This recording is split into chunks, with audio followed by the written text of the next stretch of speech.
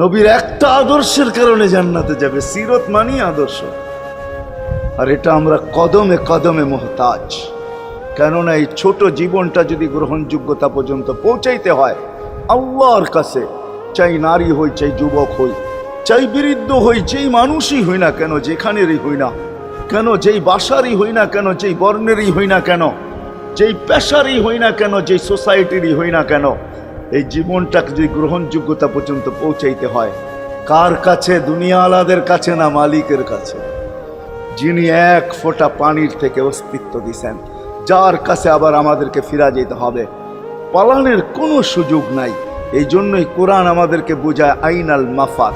আল্লাহ বলতেছে কোথায় ভাগবে তুমি, বলো কোথায় ভাগবে?